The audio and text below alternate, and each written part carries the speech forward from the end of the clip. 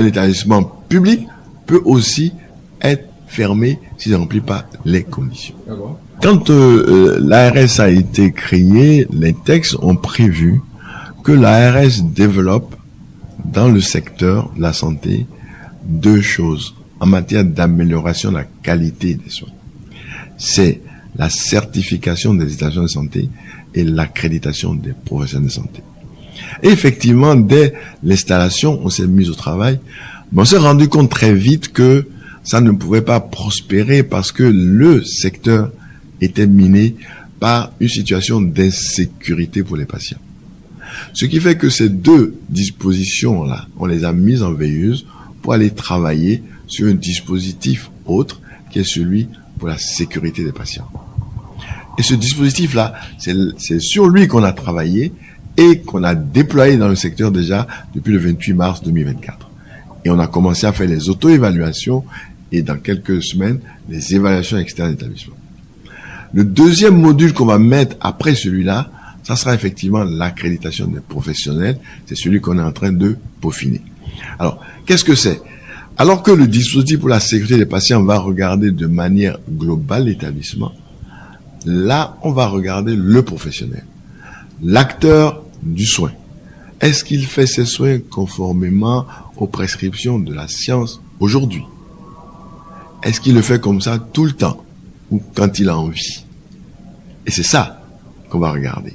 Donc, et on sait que un professionnel de la santé qui sort au bout de 5 ans, s'il n'a pas suivi une formation continue, il est dépassé. Et donc, on va faire, dans le module accréditation, il y aura un élément qui va consister à dire, tu es professionnel, tu dois faire des formations médicales continues. Et on met un dispositif pour te dire quelles sont les formations prioritaires qu'il faut que tu suives en fonction des orientations vers laquelle l'ARS veut conduire le secteur en termes d'amélioration. Et on va te dire combien de points chaque participation à des formations apporte. Et tu auras chaque année à faire acquérir un quart des points. Et au bout de 4 ans, tu as fait la totalité. Et la 5e année, l'ARS va regarder pour ton dossier, pour le finaliser et te donner l'accréditation. Ça, c'est un élément. Le deuxième élément, c'est de te voir dans ta pratique. Comment tu pratiques? Est-ce que tu pratiques conformément à ce qui est attendu des prescriptions de la science? Et là, ça peut être qu'on va te mettre en situation de simulation. Donc, c'est des espaces où on a des simulateurs, on va te mettre en situation. Ou bien c'est des malades experts qu'on aura formés qui vont jouer le rôle de malade. Et vous, professionnels, vous allez agir et on vous regarde, les examinateurs, et vont vous noter. Voici. Et c'est aussi voir le retour au niveau des patients, comment votre pratique est perçue par les patients que vous servez et combien vous déclarez d'événements indésirables liés à votre pratique. Parce qu'on sait que l'homme est faillible et qu'on peut se tromper. Et donc, on attend que chaque professionnel puisse dire « je me suis trompé » sans que ça conduise à sanction. Parce que s'il est capable de dire « là, j'ai pas bien fait », ça veut dire qu'il est attentif à ce qu'il fait et qu'il sait bien ce qu'il doit faire et qu'il est capable de dire « là, j'ai pas bien fait ». Et là, et qu'est-ce qu'il a fait pour améliorer, pour corriger. Voici autant de choses qui vont permettre de faire. Et tous ces éléments-là, dispositifs, que ce soit le dispositif pour la sécurité des patients ou le dispositif pour l'accréditation des professionnels, ce n'est pas des dispositifs qui sont là pour faire mal, pour écarter. C'est au contraire pour induire chez chacun les établissements de santé, dans la globalité, les professionnels de santé, qu'est-ce que je fais pour faire mieux tous les jours, toujours mieux que la veille. On est en train de travailler pour ça va être le dispositif en deuxième position après celui de la sécurité des patients. La sécurité d'un patient, c'est de faire en sorte que ce patient, à l'occasion des soins, ne soit exposé à aucun préjudice évitable. Et que les autres risques auxquels il peut s'exposer soient minimisés. Donc, je ne peux pas aller à l'hôpital pour dire j'ai un accès palus et le médecin décide de me traiter en me faisant une perfusion un traitement anti-palus par les veines et que je ressorte avec un bras qui a doublé le volume. Ou qu'une semaine après, j'ai une infection au point où j'ai été piqué. Ça, c'est un préjudice qui est évitable si on respecte bien les bonnes règles pratiques. Voici ce qu'on veut éviter. Alors, et dans ce dispositif, on regarde l'établissement, comment il fonctionne dans sa relation avec les malades. Et pour faciliter cela, on a mis en place des domaines. Et il y a 5 domaines. Le premier domaine concerne la gestion et la gouvernance de l'établissement. Donc ça veut dire, on regarde comment les responsables de l'établissement organisent la gouvernance de l'établissement. Le deuxième des domaines, c'est l'implication des patients. Parce qu'on pense que le patient doit être un acteur de sa santé et pas être un passif qui subit tout ce qu'on lui fait. Et ça, on voit comment l'établissement fait pour impliquer les patients. Et comment il implique la communauté aussi. Et ça, c'est important. Je dois faire un soin, je dois rechercher à chaque fois le consentement du patient.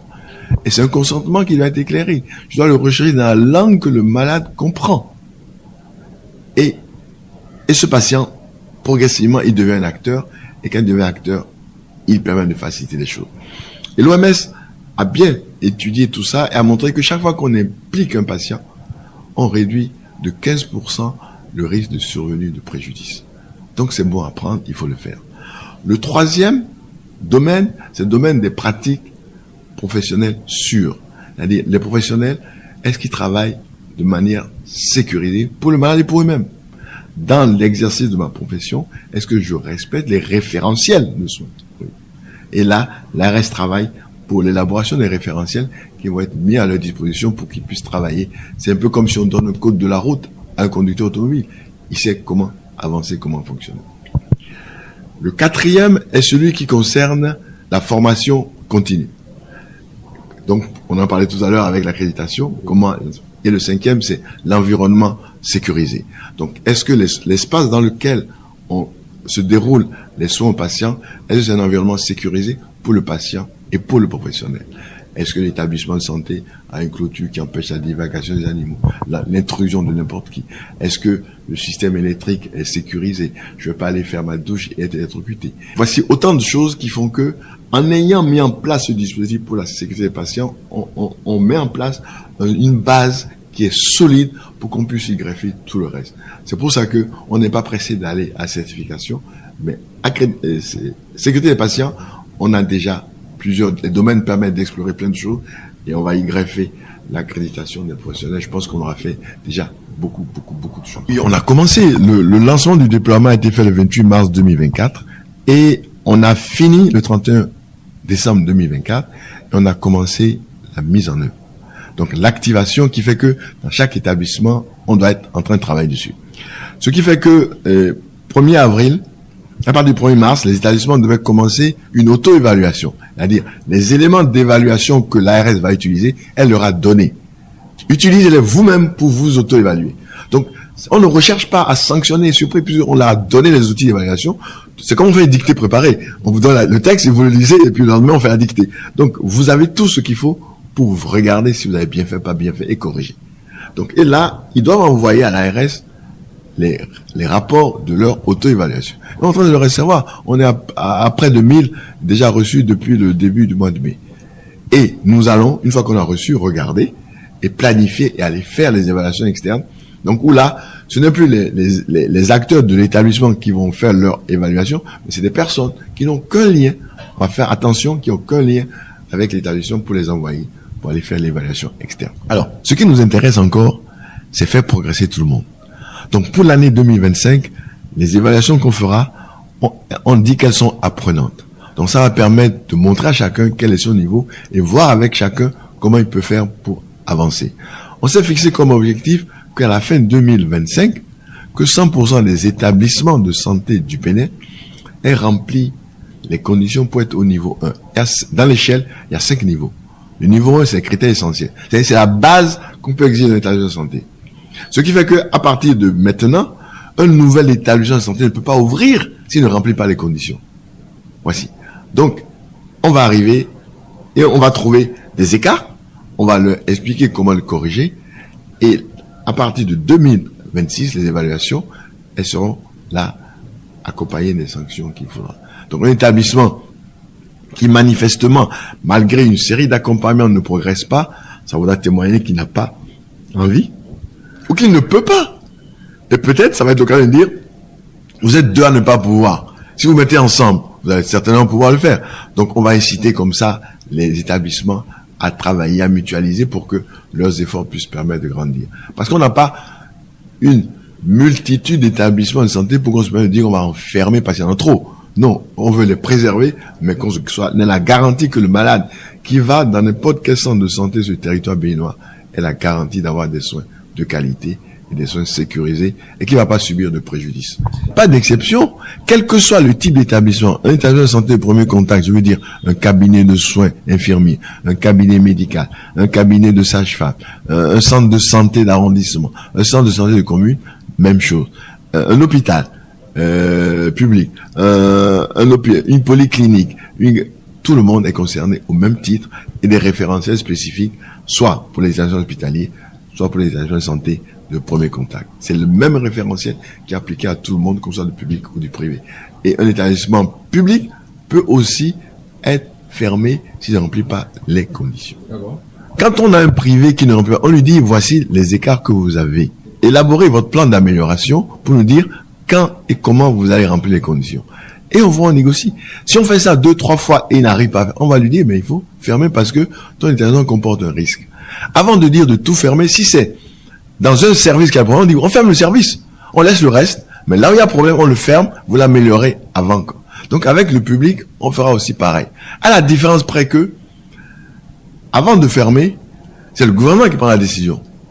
Et il dira maintenant au Conseil des ministres, oui, c'est-à-dire, je peux pas arriver à le mettre aux normes, fermez-le. Ou, ah non, laissez-nous 2 mois, 3 mois, on met le paquet, et puis ça reste disponible. Voici, il y aura pas de mesures plus fortes pour les uns ou pour les autres. Parce qu'en fait, ce qu'on recherche au bout du compte, c'est que un patient, qu'il aille dans un établissement de santé, qu'il soit public ou privé, qu'il ait la même garantie en termes de qualité et de sécurité. On ne veut pas faire de public, on peut faire ce qu'on veut dans le public. Non, le malade, c'est un humain. Et qu'il soit dans le public ou dans le privé, on doit le regarder de la même façon.